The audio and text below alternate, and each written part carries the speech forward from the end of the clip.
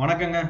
இன்னைக்கு நாம டிஸ்கஸ் பண்ண போற கம்பெனி பாத்தீங்கன்னா, சத்தமே இல்லாம கடந்த ஒரு வருஷத்துல மட்டும் 187% ரிட்டர்னும், 5 வருஷத்துல 2613% ரிட்டர்னும் கொடுத்திருக்கு. அட ஆமாங்க. 2019 ஜூலைல 460 ரூபாய் இருந்த இந்த பங்கு இன்னைக்கு 12,500 ரூபாயா இருக்கு. அதாவது 1 லட்சம் முதலீடு போட்டு இருந்தா இன்றைய மார்க்கெட் ரேட்டுக்கு 27 லட்சம் வந்திருக்கும். சரி வாங்க, அந்த கம்பெனி என்ன பண்ணுது, ஏன் இவ்வளவு அதிகமா ரிட்டர்ன் கொடுத்துருக்குன்னு பார்க்கலாம். இந்த கம்பெனி இல்லாத துறையே இல்லைங்க. லேட்டஸ்ட் டெக்னாலஜிக்கு ஏற்றபடி அவங்களும் அப்டேட் பண்ணிட்டு வராங்க.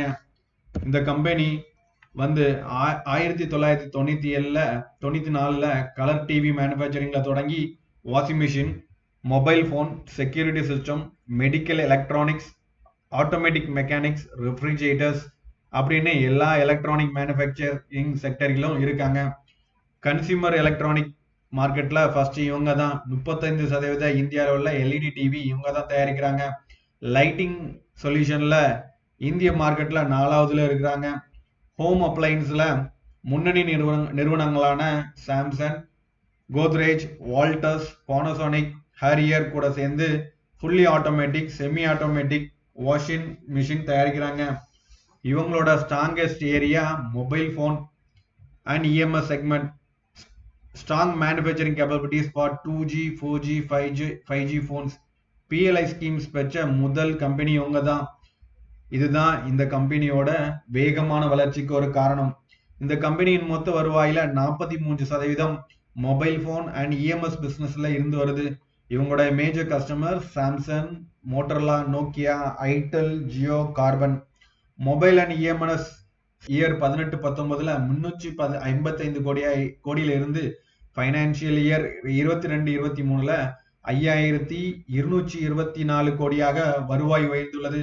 இந்த கம்பெனியோட ஃபியூச்சர் எப்படி இருக்கும் அப்படின்னு ஐடிசி வெளியிட்டுள்ள செய்தி குறிப்புடன் ஒப்பிட்டு பார்க்கலாம்.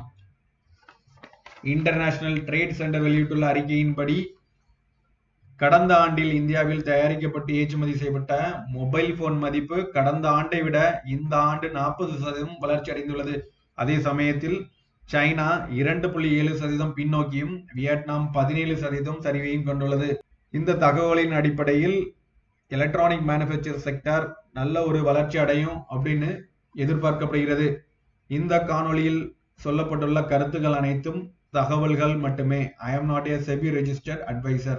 Please consult with your financial advisor before any investment. நன்றி.